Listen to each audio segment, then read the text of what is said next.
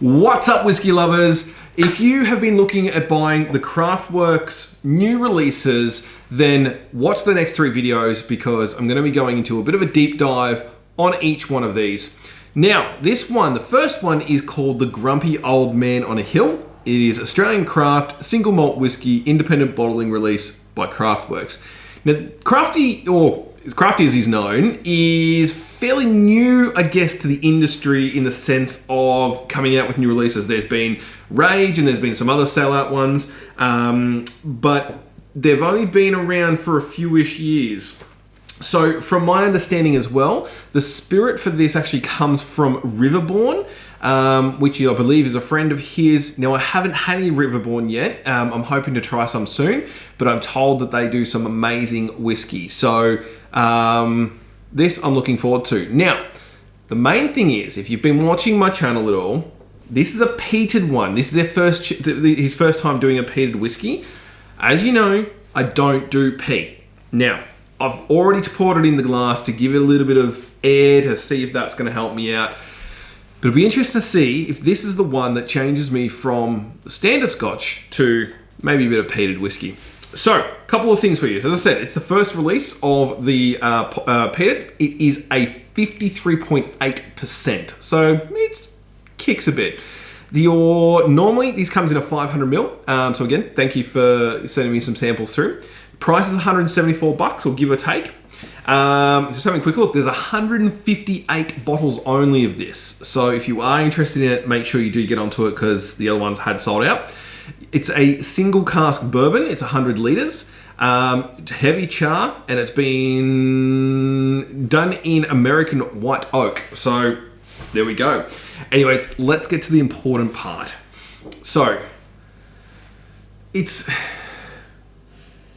not a heavy smoke, but it does remind me, and this is going to be the hard part for me because, as I said, don't do the peat, don't do the smoke too much.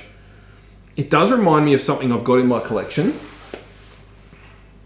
I don't think it's my Highland. I'm not too sure what it reminds me of, but anyways, the most important part is what it actually tastes like. So it's a nice gold color.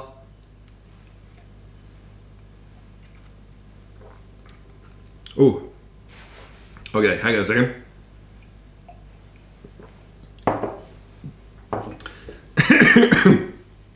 That hit me a little bit unexpected. I haven't had any other whiskey, so the first hit on my palate really explodes a lot of the time.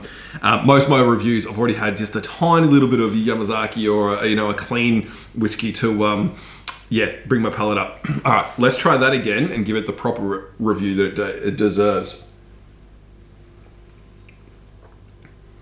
Okay, so second time around, much better. I haven't got that massive hit straight away. You definitely get that that smoke flavor to it. It's not as overpowering as some of the ones I've had in the past,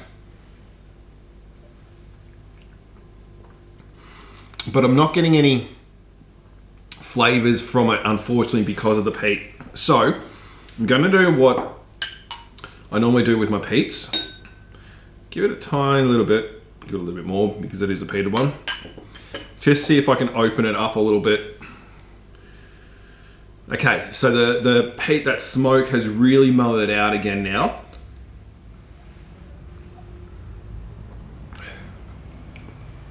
Actually brings a bit more sharpness, a bit more of that alcohol punch into it.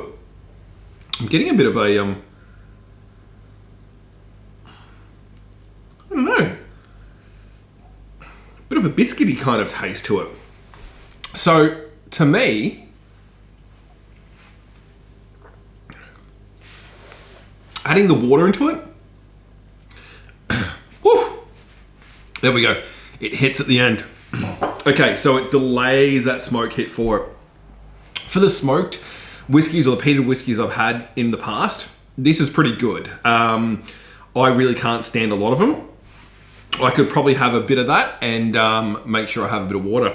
So if this is my introduction to Craftworks and I'm pretty happy with a smoked or a peaty whiskey, I'm pretty interested to see what the other two are like. So tune in tomorrow because I'll be doing the next two and the day after that one as well. Anyways, guys, catch you tomorrow. Make sure you hit that subscribe button to make sure you catch up with these reviews, and we'll see you tomorrow.